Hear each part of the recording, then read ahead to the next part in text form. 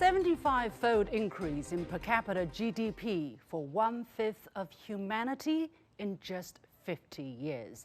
That's what China achieved through reform and opening up, and you are living it too. Exactly 45 years ago, China's paramount leader Deng Xiaoping led the country onto this historic journey after years of chaos. On the 18th of December 1978, China's decision makers gathered in Beijing for the third plenary session of the 11th Central Committee of the Communist Party of China, and that changed everything. And it's an ongoing journey. 10 years ago, Chinese President Xi Jinping called for a comprehensive deepening of reform and opening up at a major meeting in 2013. Over 2,000 reforms measures have been rolled out ever since then to bring China's development to a higher level. China is now the world's #2 economy, #1 trader of goods, #1 economic growth engine, and the list goes on. But what does it have to do with you? Have you been benefiting from China's changes without knowing? Does it matter to you that we conform, that we continue reform and opening up? Welcome to a special edition of The Point with me, Liu Xin, an opinion show coming to you live from Beijing. I'm pleased to be joined from Singapore by Kishore Mahbubani, Distinguished Fellow at the Asia Research Institute of the National University of Singapore.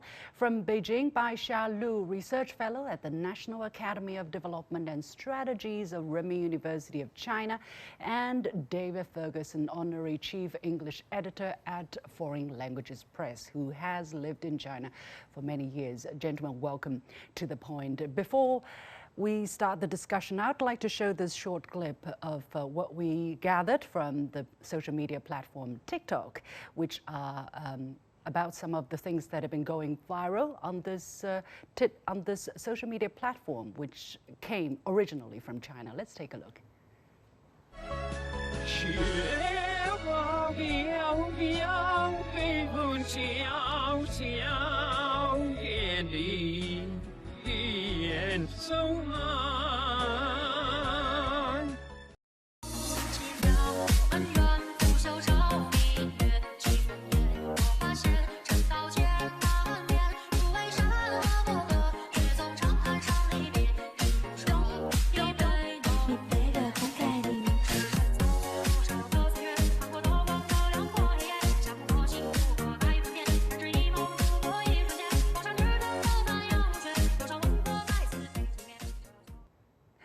Kishore, let me go to you. I wonder whether you've heard these songs, these melodies. Well, the first one is a Chinese song called Yi Jie Mei, which is very popular among people all over the world. They like to how should I say, imitate the tone, although their Chinese pronunciation may not be standard. It seems that a lot of people enjoy doing that. And the second was about this, a dance that's called Subject 3. That's also going viral by people from all over the world. Do you get why I'm trying to use this clip to talk about the subject we're talking about today? Well, I think it's a perfect illustration of how China has successfully plunged into the ocean of globalization. And I remember vividly being in Davos in January 2017 when President Xi Jinping spoke about China's fateful decision, as you mentioned earlier on, to change its economy, reform its economy. And one way it did so was to plunge into the ocean of globalization and become integrated with the rest of the world. And in the process, of course, the rest of the world also became integrated with China and began to understand China better, deal with China a lot more. As you say, China is the world's #1 trader, and which means that Chinese products basically now are appearing in every household. When they wake up in the morning, when they have breakfast, when they choose their cups, when they choose their cutlery, they find that, oh, this may be made in China.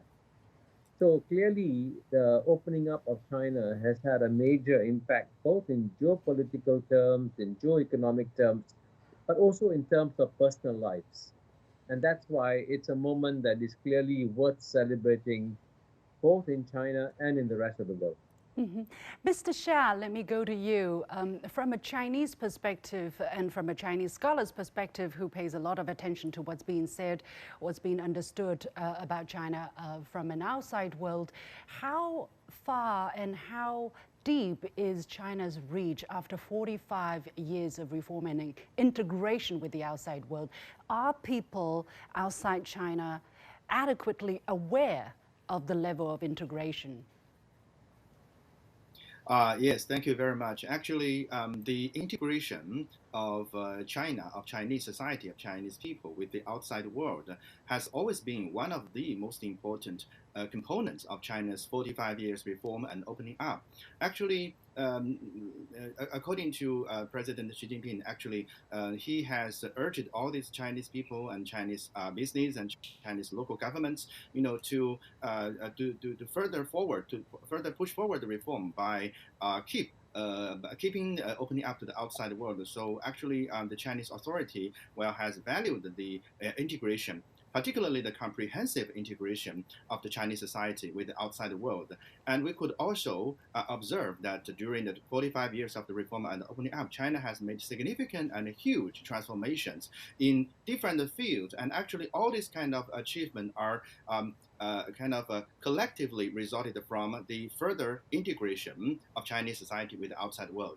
And this is the so-called actually this is so-called the systemic perspective, because we are actually have seen Chinese achievement and Chinese, let's say, success in all aspect. And actually this reform and transformation has always been in a consistent, well organized and well arranged way. So yes, I would like to say that this is one of China's contribution, one of China's consequent achievement. And also in the future, in a new journey, China should be keep doing this kind of integration with the outside world.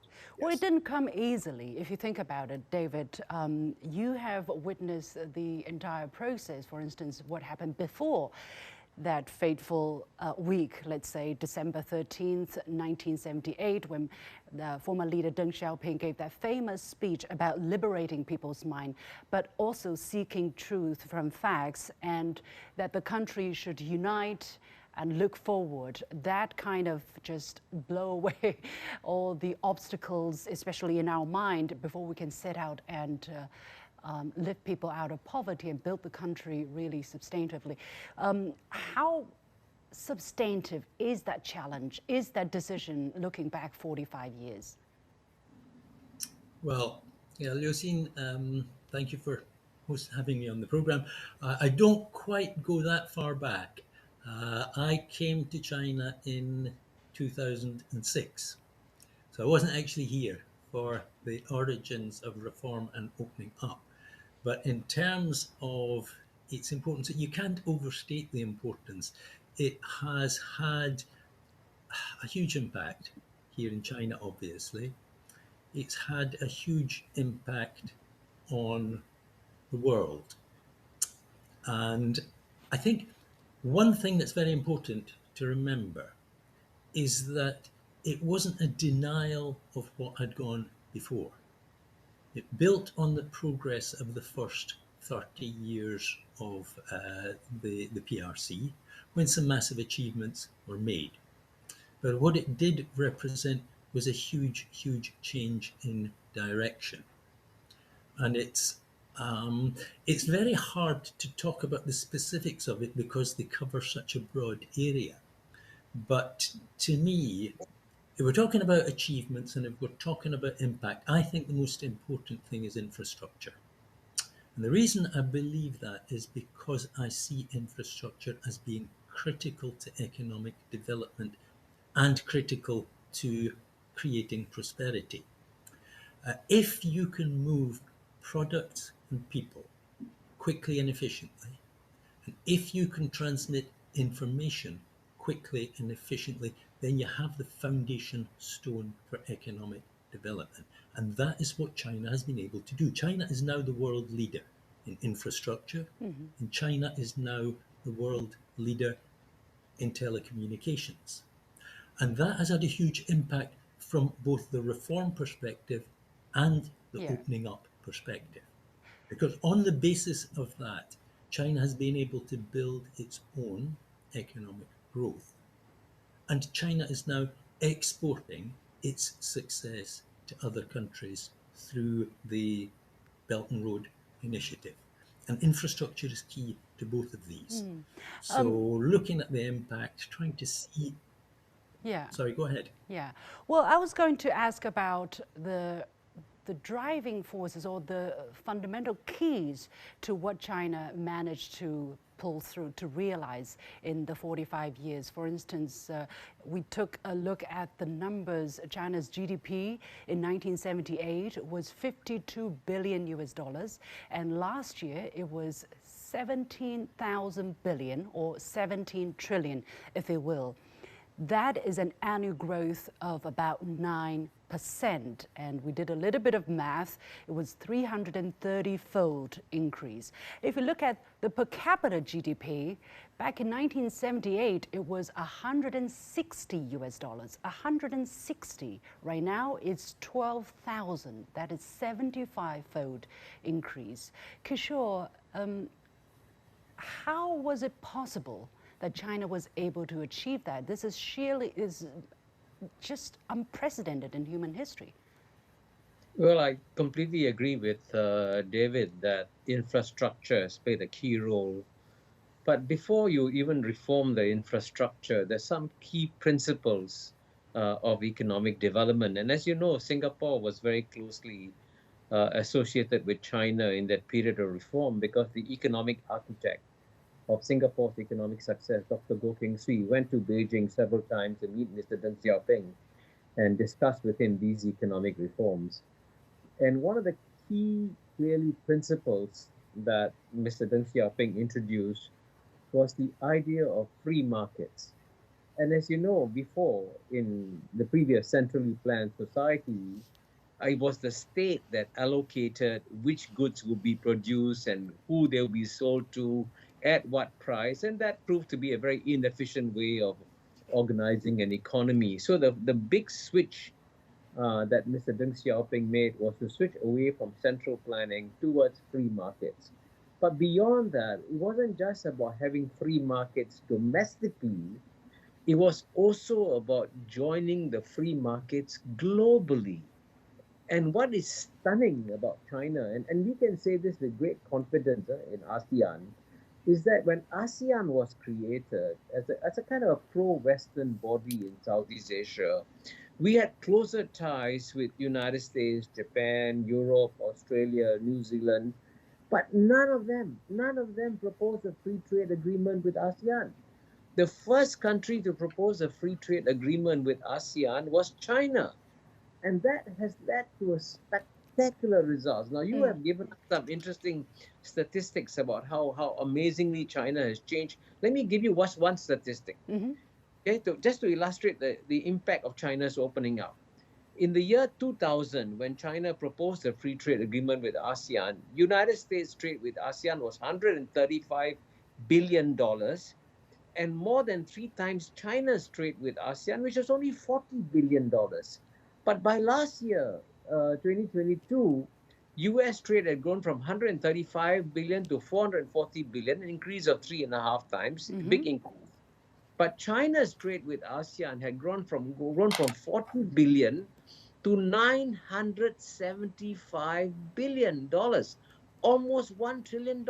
And by the way, that's the world's largest trading relationship by far. So that shows that there were 2 critical decisions that China made.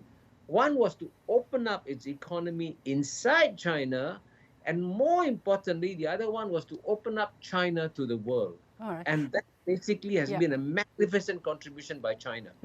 Mr. Xia, let me go to you, because from the Chinese perspective, we obviously have always emphasized reform and opening up, and China's door of reform will never close. But on the other hand, the Chinese top leader, for instance, has emphasized that China's opening up is principled. We have a clear direction. We have always kept a clear mind. We have managed what to change and what not to change. For instance, the state sector, the public economic sector, has always and will continue, I believe, to be a very important baluster, let's say, of China's economy. Mr. Xia, how do you look at this aspect, at least on the domestic front? Right.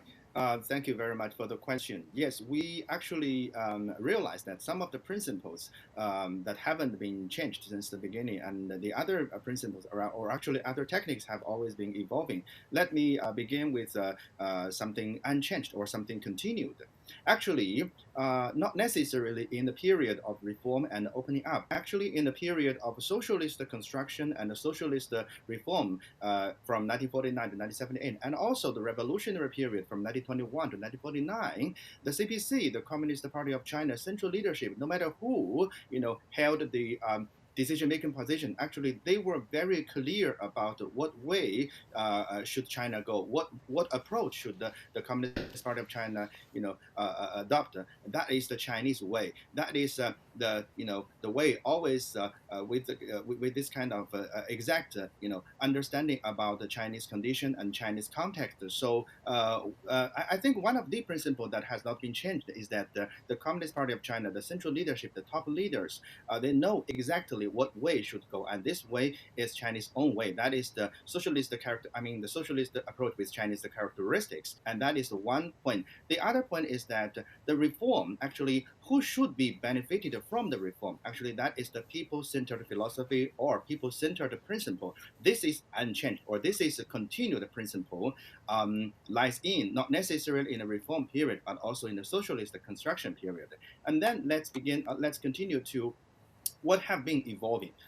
The principles or the techniques that have been evolving actually is the way in which government deals with economy, not necessarily central government, but also local government. Actually, the local leaders, particularly those kind of city level or municipal level leaders and all these kind of local elites, they have become aware, more and more aware of this relationship, smart relationship between government and the market. They know how to deal with the economy. They know how to deal with the complicated economic relation, change from the previous, the so-called command economy to more, market-oriented economy. So this is what we have been observing, the changing or let's say the evolving principle. So in my opinion, Chinese leadership or Chinese elites always know what they are doing now, always know to which direction they should lead the Chinese people.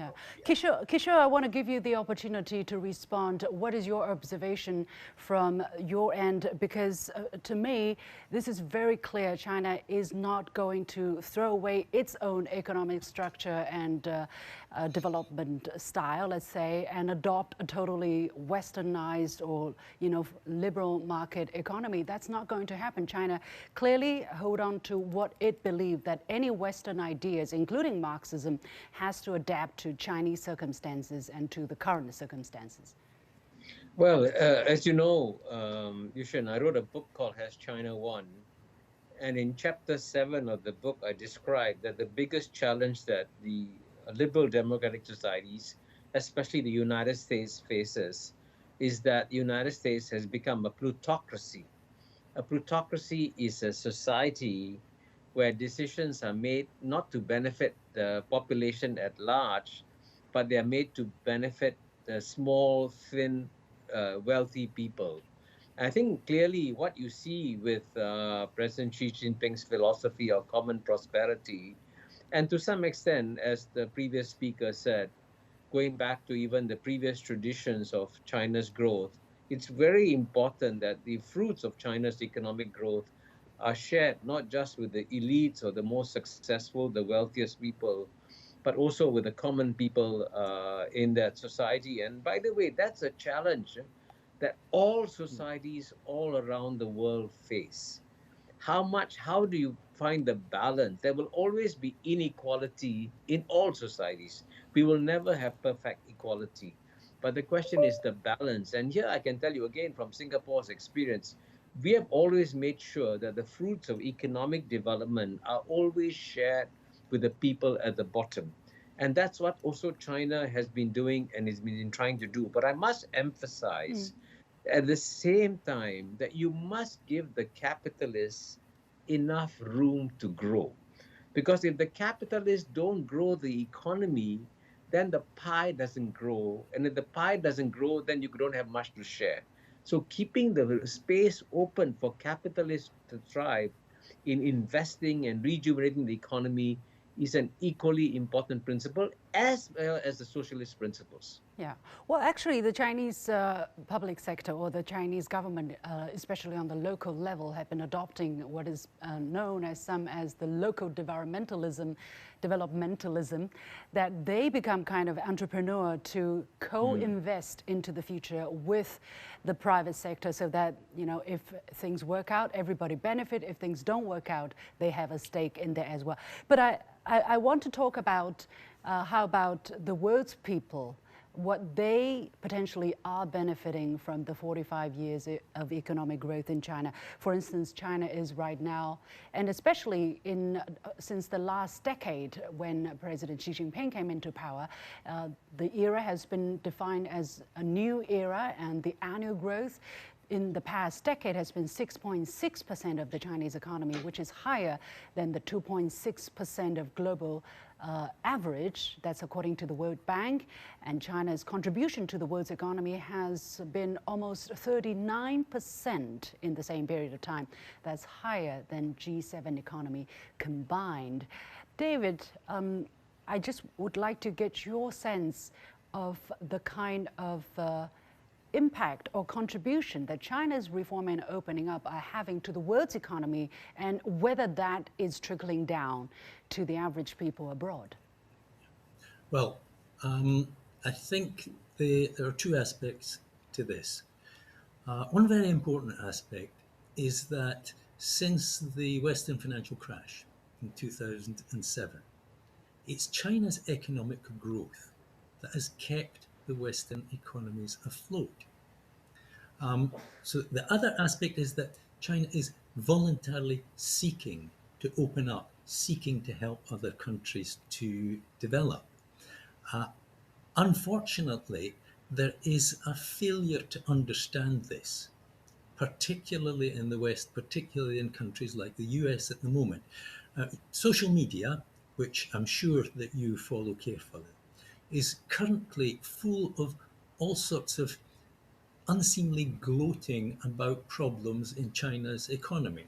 Now, most of these are probably imaginary, but even if they were real, Western people, US, the UK, they don't seem to understand that their success is dependent on China. They can't do it alone. If China suffers problems, if China sneezes, they are going to catch flu. And I think there's a failure to understand that, and it's expressed in all this gloating and cheering about, as I say, largely imaginary problems, and a complete failure to perceive that we're all in one boat. We all sail in one boat together. And if China's economy did genuinely experience serious problems, there are economies in the West that are going to go down. I mean, China would, in the worst case scenario, suffer tightened belts. There are economies in the West that would be looking at the Squid Games, they'd be looking at Hunger Games. And I think that one of my great concerns is there's a failure to understand that, and that failure to understand manifests itself in this need to decouple from China, the need to try to drive downwards rather than upwards. Yeah, David, thank you very much for pointing that out. And that's why that's what I'm highlighting these things. For instance, and I don't have the time to showcase all the list. For instance, 95% of iPhones, iPods, and related products were actually assembled in China. And if you look at electric cars, electric scooters, I was on the streets of Europe, in Germany and in California, and all of the shared electric scooters were made in China, imported from China, but you don't see it. The people who are using it, and I had to kneel down on my knees to see the bottom of the vehicle to see that they came from China. Mr. Xia, let me go to you here. Why do you think it's not known enough, it's not felt that China's growth is in the interests of people in the world and governments in other parts of the world? Well, Yes, thank you very much for the question. And this is related to actually the challenges faced by China, and also the challenges faced by all these kind of developing countries like China. Actually, if we do a very simple math, we could grasp the bigger picture of the entire the world the development. Nowadays, there are almost 200 countries, 200 sovereign states recognized by the United Nations. And among all these kind of roughly 200 nations, only less than 50 nations, or only 30, 40 something nations are developed countries. And the rest of them, more than 150 something of these countries are developing countries, and even less developed or underdeveloped countries. Mm-hmm. Actually, all these kind of developing and underdeveloped countries are actually practicing, the principles, the regulations, and according to all these kind of rules made by those 45 developed nations. And that's the background. That's the whole background, or that's the very, very big background. Developing countries like China is doing economy or is doing development within this kind of thing. And also, when we look back China's 45 years development, reform and opening up, we are actually reviewing the entire history of industrialization or industrial kind of development only in a very shortened period. We are actually seeing this unequal competition. We are actually seeing this kind of unfavorable conditions for those developing countries. So this is one of the important reasons we should be cautious about, right? Yeah. Kishore, I want to get your take, because China is definitely adopting its own path, as you say, combining advanced elements or usable elements from socialist economy, from capitalist economy, as you like to mention. But what is China going to stick to? What will China abide by as kind of, holy grail in its development, in your eyes? Well, China's biggest contribution over the next 10 to 20 years will be the fact that at a time when the advanced Western economies, which basically, incidentally, open up the world for globalization, have begun closing their doors to globalization. And sadly, the United States actually gifted globalization to the world, but today the United States Congress cannot pass a free trade agreement with any country in the world. It's closing doors. So especially when the West is closing its doors, it's very important that China keeps its doors open to the rest of the world. And by so doing, China is making a tremendous contribution, because that's what, at the end of the day, will power economic growth. And, look at, for example, it was the United States that proposed the Trans-Pacific Partnership. President Obama signed it, but then President Trump dumped it, and Joe Biden cannot rejoin it. It's sad. Yeah. So China is going to join the CPTPP, which is the successor to TPP, and as long as China keeps itself open and integrated, it will lift the global economy by doing so. Okay, we have to leave it there. I think the question to ask, really, if China is able to reform and opening up for itself 45 years ago and intensify that 10 years ago, is the West able to do that? I'm going to leave it there. Many thanks to my guests, Kishore Mahbubani joining us from Singapore, David Ferguson joining us from Beijing, and Xia Lu, thank you very much for the Chinese perspective. And with that, we come to the end of this special edition of The Point with me, Li Xin. As always, you can follow me on Facebook and Twitter using the handle Li Xin in Beijing. On behalf of the whole team, thank you for watching. You've got The Point.